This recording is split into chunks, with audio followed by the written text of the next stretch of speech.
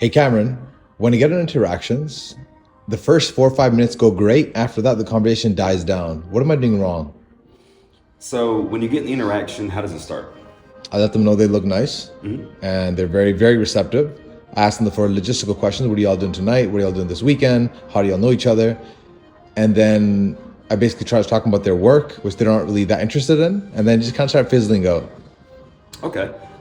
When you're in the conversation, you cover the logistics and basics about who they are, who they're here with, where they're from, maybe what they're doing tonight, what they're doing this weekend. That's correct. Okay.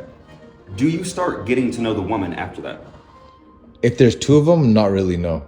Let me give you the structure of how campaigning actually goes. So first of all, you're dressed right, you're at the right kind of venue to meet the kind of woman you want. When you're at that venue and you open, that's the first step, open. You're giving a compliment, hey, I thought you looked really nice, and I had to give you that compliment. It hooks, maybe they say thank you and smile with a warm reception. The second thing you do, so you're at the hook point, that's number 2. Then you go through the 4 logistical questions, which is number 3 in the structure. Next, what you want to do is get into what I call a conversation. A conversation should be geared towards getting to know the woman as deeply as possible. The first thing that a lot of guys say in that moment is, well, we're at a pool party right now, or we're at a lounge, and it's not really appropriate to have a deep level conversation in that environment. Do you feel that way? No, I'm fine with that. I just don't know what to ask them, to be honest. Absolutely. So, first of all, you have to have the intention of wanting to get to know the woman. So if you're fine with that, that's fantastic. What you need to do is think about it like this. Getting to know a woman can be broken down into just 3 things. Getting to know her past, her present, and her desired future, or her projected future. First, you need to get to know her past. Where is she from? Parent relationship, family relationship, siblings, what school was like, what it was like growing up, what was her upbringing like, the emotional context of it, what activities was she engaged in, how did those things, including her relationship with her parents, how did all those things form and shape who she is? That's how you should be thinking. If you're thinking that way, then you can come up with different questions and comments to kind of get into the interaction and then do what I call root cause analysis. So if you find out that a girl's from San Francisco, both parents were in the house, she spent most of her time with her mom, her dad was working a lot, traveled for work a lot, she had a sister and an older brother, and they went to private school, you can start inferring information and sort of probing to get her to open up and give you more information. And you want to go down a root cause analysis of how those things impacted her. It's one thing to know that her parents divorced when she was 12. It's a different thing to understand, how did that make you feel? And then figure out how that connected to how her past connected to where she is in the present day. What drove her to want to go to a certain university and study a certain degree?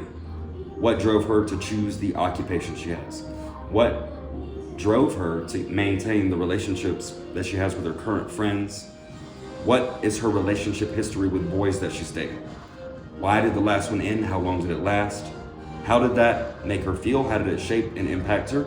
What is she looking for next in her next relationship? Or is she just having fun? Does that make sense?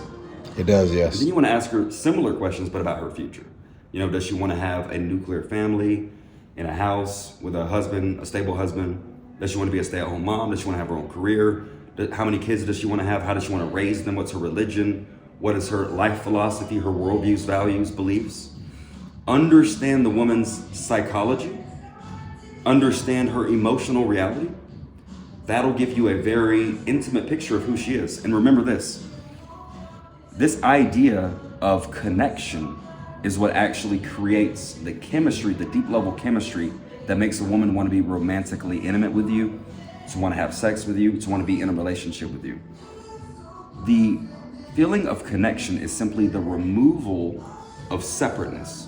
You do that first in the mind and in the emotional reality. The more you know about what's going on in a woman's mind, the more information she reveals to you in a vulnerable way, the more she's gonna feel like you are closer to her than other men in her current life or past life. So you need to understand her mind. You need to understand her emotions, fears, doubts, worries, anxieties, hopes, aspirations, points of confidence and self-esteem. Understand both sides of that. Again, your goal is to understand that more than any man in her present or past life. Now you have the removal of separation, it creates a feeling of closeness, which negates the feeling of connection, which is going to want to make her actually be merged with you and to actually close off physical space and to want to be around you more. Does that make sense? It does make sense. So anyway, to answer your question directly, you need to be curious and genuinely interested in getting to know the woman as deeply as possible. When you do that, you will get tremendously deeper results with the women who you engage with, far better than the other men who are out trying to buy drinks and have surface level conversations that lead to nothing.